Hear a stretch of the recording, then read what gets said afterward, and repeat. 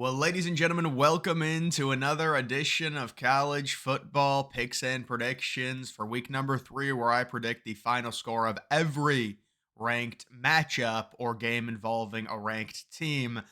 And it is always fun to be doing college football predictions. I say that this week because it seems to happen every year around week 3 or week 4. This is just a straight up bad week. It is. I mean, the night window in terms of the ranked games, you guys are going to see. This is the only rank. Well, actually, there is another ranked v ranked matchup. It's a weird game at 12:45, but this is like I would say the prime game of the week. And as you can see at the bottom, it's on Friday, so it's 8 o'clock. This will be the Friday night game.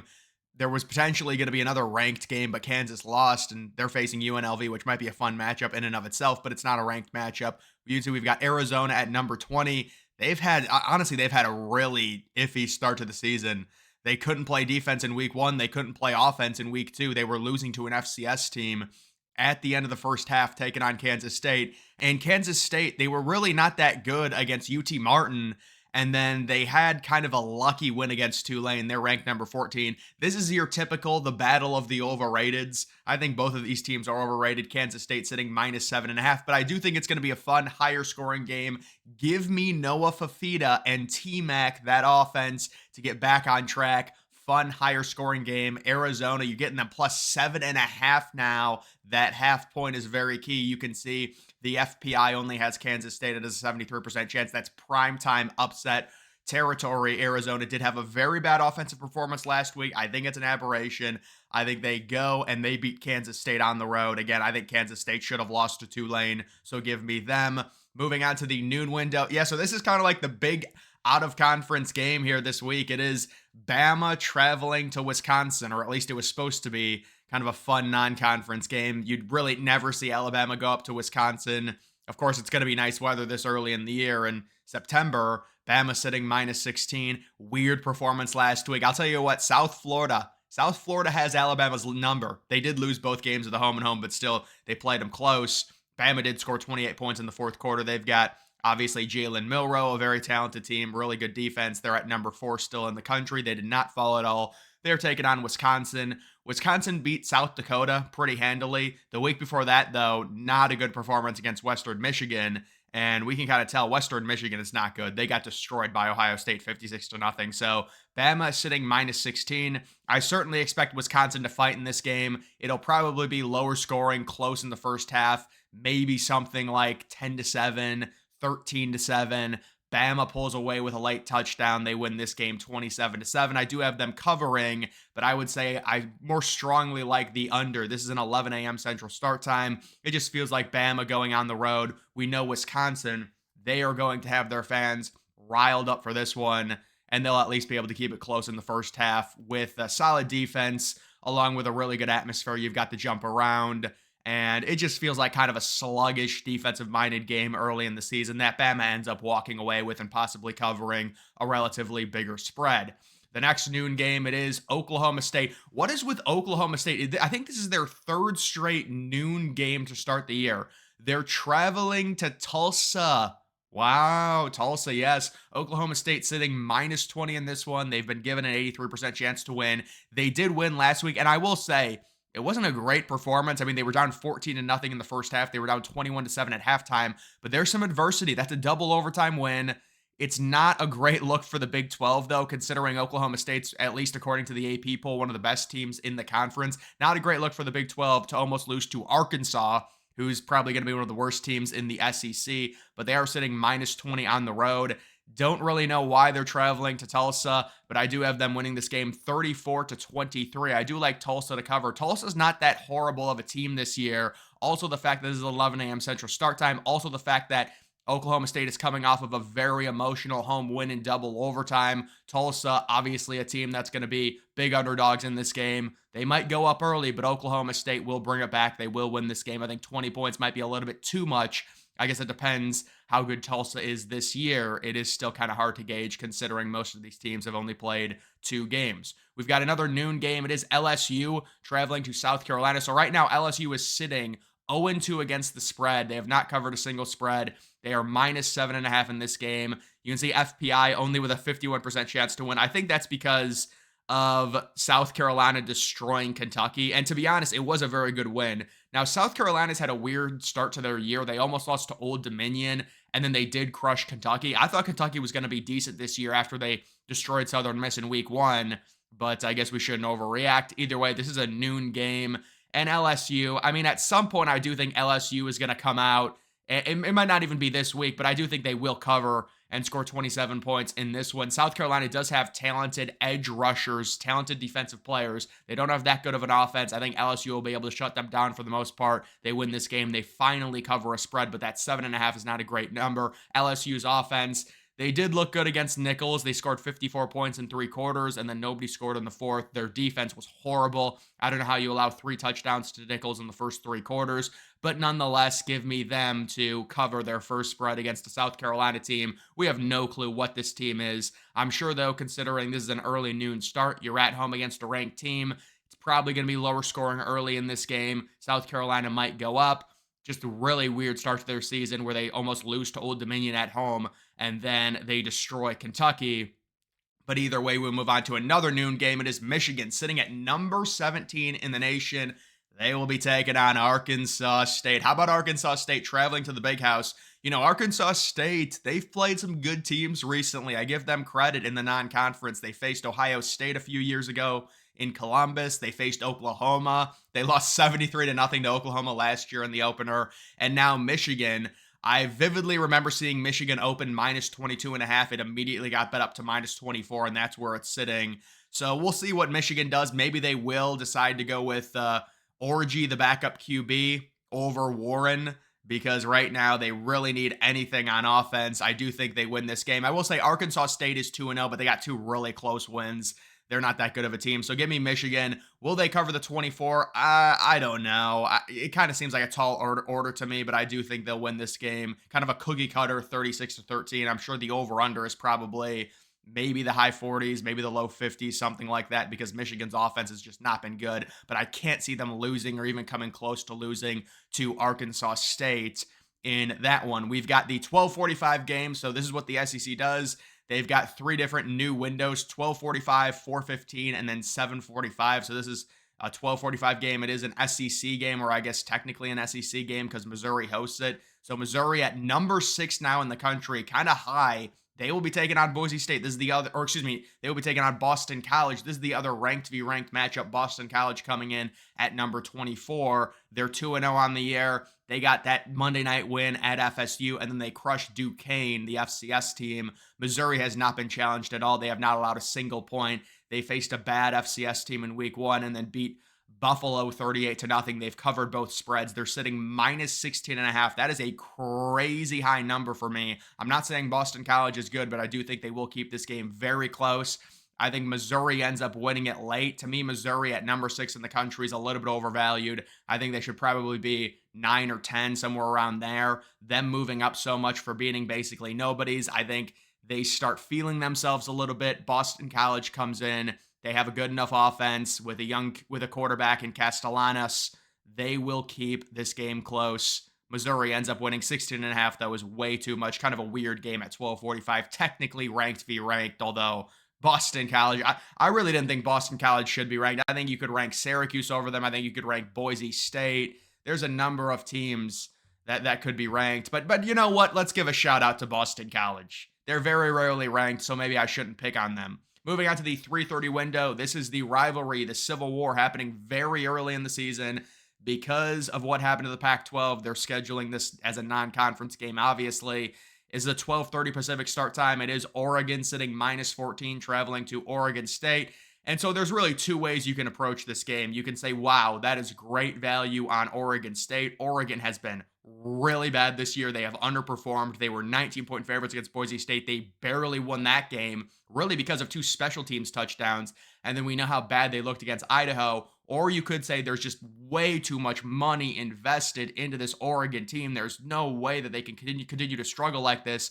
Oregon State does not have the offense, although I will say Oregon State did shut out San Diego State 21-0, although to be fair, San Diego State has a horrible offense. I think I'm going to give Oregon one last chance. There is no way that this team cannot figure it out. They will figure it out on the road. Oregon State, for as good as they've been on defense the first 2 weeks, they've allowed 15 total points. The level of competition has not been good. This is a rivalry game. It'll probably be close early, but you're going to see Oregon with the overwhelming talent advantage. I am not quitting on them yet. It does seem like the season is kind of just slipping by them, and everyone thinks they're just going to end up losing 3 or 4 games because it's been a really ugly start. And you've got Oregon fans very pissed off right now saying they miss Bo Nix. We'll have to see what ends up happening. I think Dylan Gabriel is still a good QB, and I do have them covering in that game. Another 3:30 game. It is Miami up to number 10 in the nation. They will be taking on Ball State. Now, Ball State, the Cardinals, interesting little story here. Ball State got a bye in week 1. I mean, it's very sad to see. And then they have a bye next week as well. So they have a bye in week 1. They play week 2. They play week 3. They have another bye in week 4. And then they play the rest of the season. No, I'm kidding about that. But they seriously did have a bye in week 1. How do you have a bye in week 1? They're just like, you're trolling me. Like, what is the purpose of having? But every team gets 2 byes. That's why USC is not playing this week. It's week 3. USC already has a bye. Ohio State already has a bye. How do you have a bye in week 3? Because I guess everyone gets 2 byes. But you can see Miami sitting minus 36.5 in this one. I don't even remember if they covered against Florida A&M. They were only 45-point favorites. I think they won maybe by 44 or something. But Ball State is not a good MAC school by any stretch. I think Miami sleepwalks. They win this game 49-10 very easily. Cam Ward probably 4 passing touchdowns, trying to get those Heisman numbers looking good, get the efficiency up against a MAC school. There's no doubt about that. Another 3:30 game. Boy, what is with these teams scheduling Tulane? It's just not smart. I know Tulane lost a lot last year, but still, it is Oklahoma who really did struggle last week against Houston. They barely won that game 16-12, and Oklahoma fans are pissed off about that offense.